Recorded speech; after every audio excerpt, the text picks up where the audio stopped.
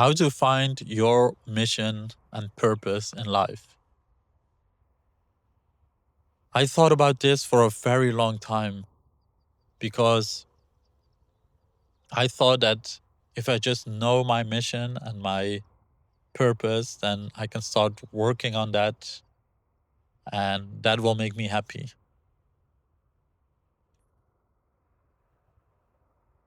And I looked for it. I tried different things.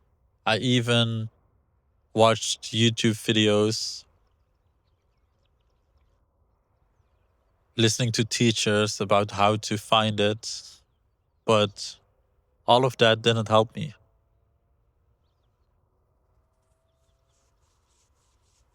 And I finally got it. I finally understand now. And now I understand why it's so difficult to explain.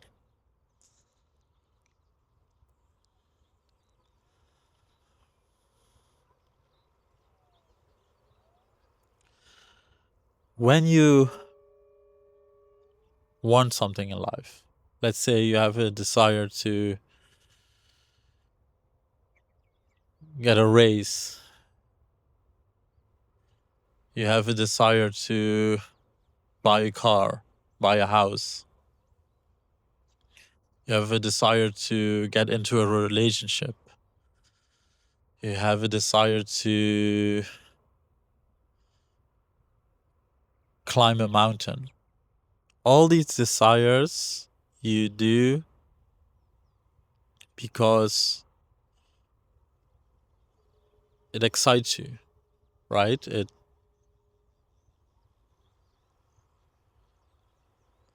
Working towards that will make you happier, right?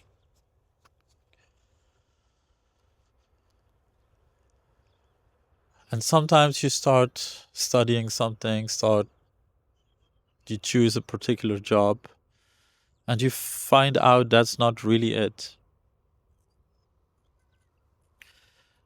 And a lot of us human beings, we try out a lot of things until we settle down with a particular job. We start a business, we start a project, we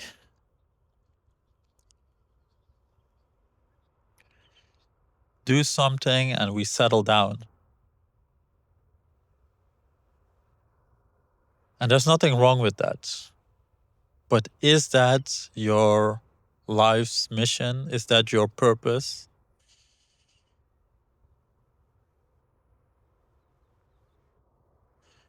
Or is there something that you can do, something you like to do, something you would love to do, which makes you feel alive?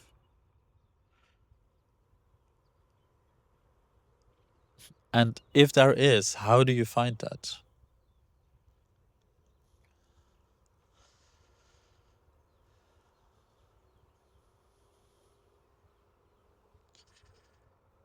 I want to share with you step one of how I found it.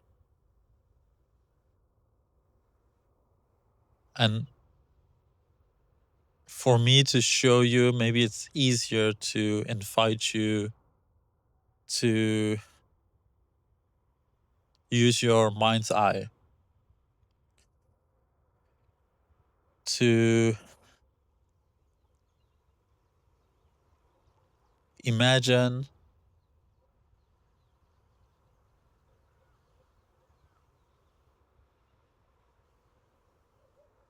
you're in a project. Imagine you're busy with a project. And let's say you've done a lot of work and you look back at the work that you've done.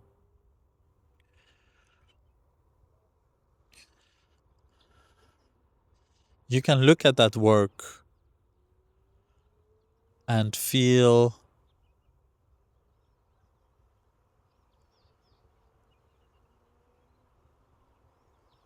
great and feel great in a way to say, I did that.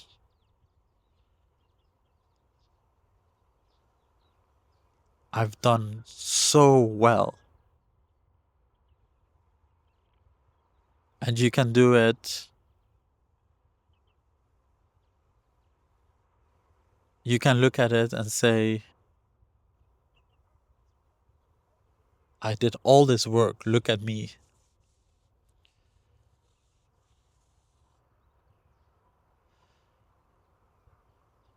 And do you feel this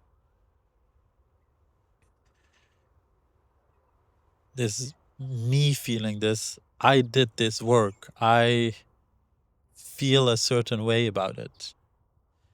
And do you feel okay? So then you look at the work you still have to do for this project to finish. And let's say there's a lot more work you need to do. You already did a lot of work, but there's much, much more that you still have to do. Just look at it.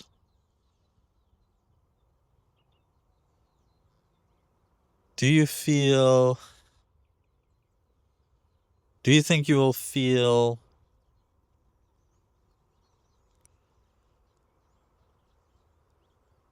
a little bit overwhelmed? Or maybe you feel energized to do it?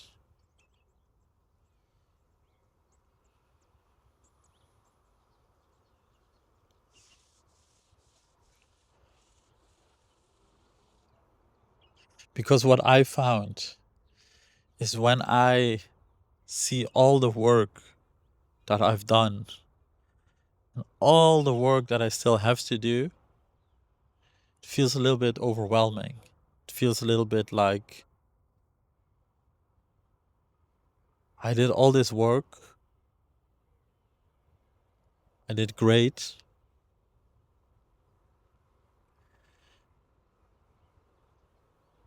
I feel like I deserve to chill now. You know, all of that work, it will come, but it feels like a little bit like that's how it feels in my body. I don't know about you.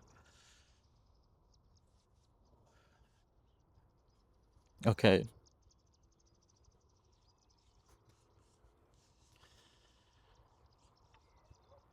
But when I discovered that I don't have to chase this desire,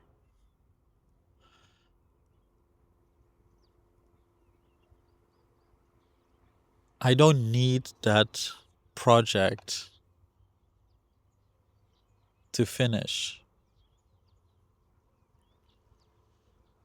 It feels a little bit more relaxed. But what if I would stop the chasing altogether? What if I would stop the desiring altogether? I would probably say that's ridiculous. Doesn't make any sense.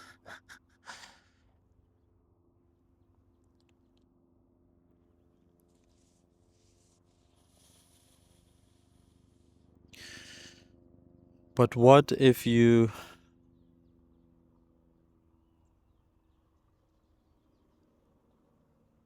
stop wanting? What if you start realizing that you are already full? You're already, you've achieved the project. You're done. You would say that doesn't make any sense, but just look at it. Imagine you feel like the project is done, everything is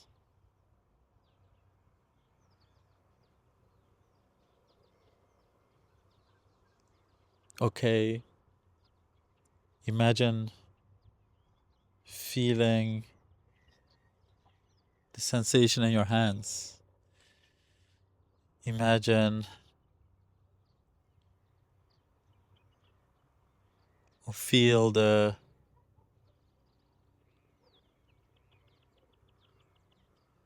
sensation in your feet. Focus on your breath. This will bring you into awareness, into presence. And in this presence, you can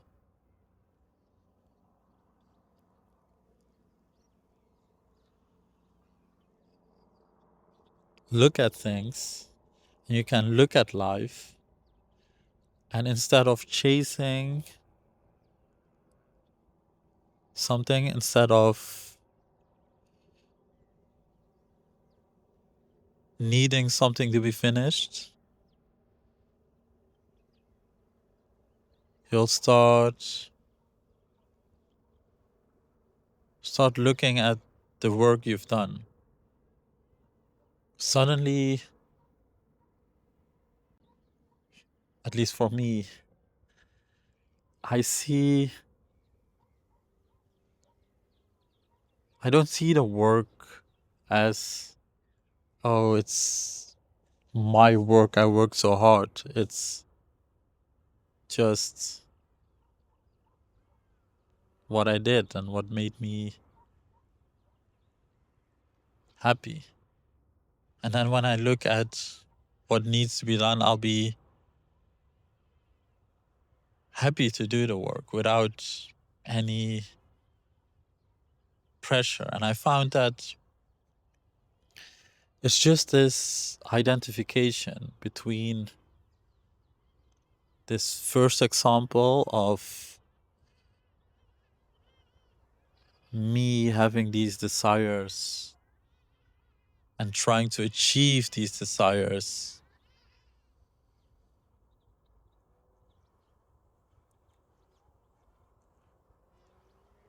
or in the second example, I found that instead of chasing these desires, I just do what is needed.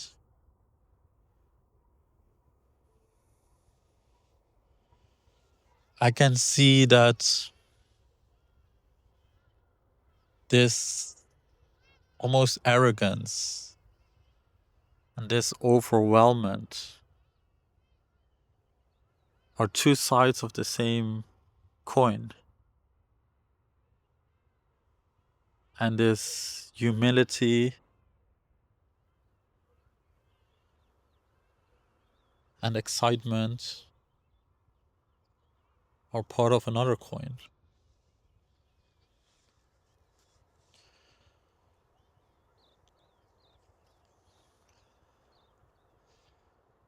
But when you look at it from this human identity, which we call the ego, you see one side of it. You look at it, you don't see the other side.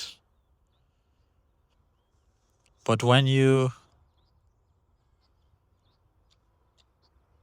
become more and more aware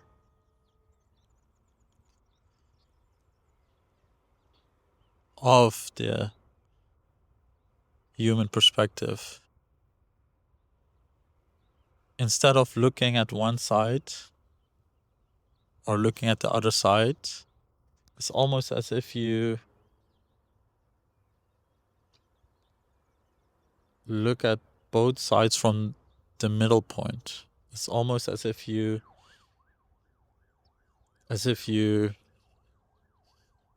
are on top looking at both sides. As an eagle flying over the coin. And suddenly you'll have much more clarity.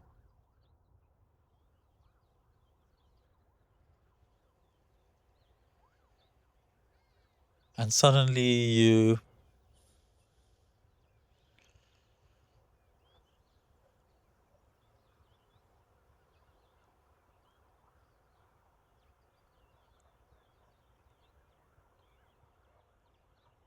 don't do what you think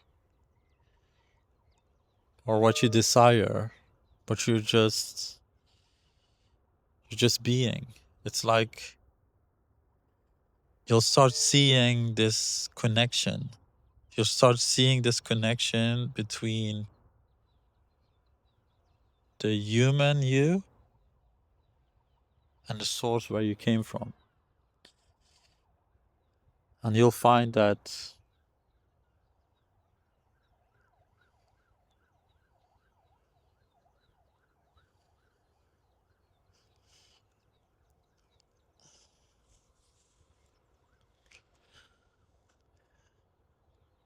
you can achieve this connection by humility, by being authentic.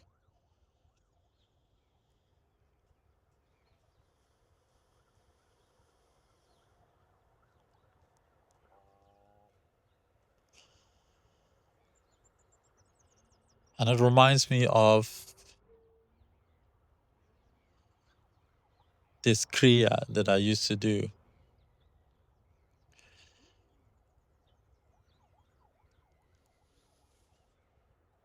where I bent down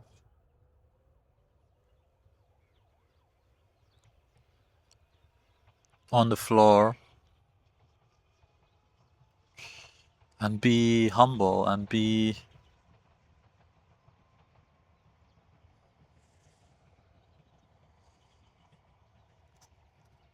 it's almost like a physical form of surrender.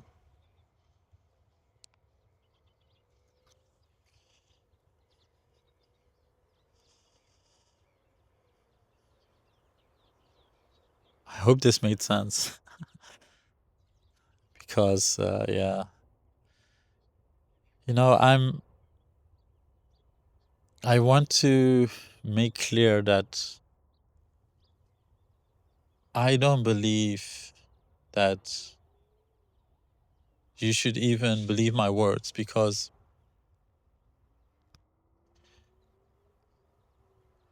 I believe that everyone should follow their own guidance.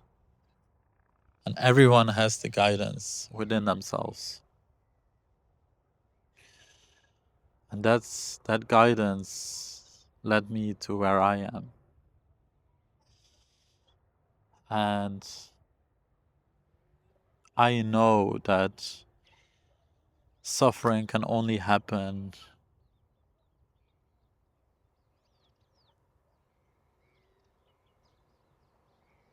through your impressions in the mind and in the body, the manifestation of the body. But those are also data that you gathered, that you picked up. But you can create a distance from that, a distance from the awareness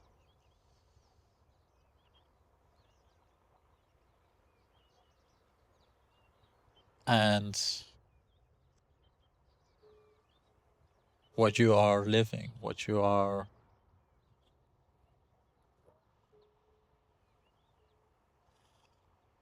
what you're thinking, what your body is doing. Thank you.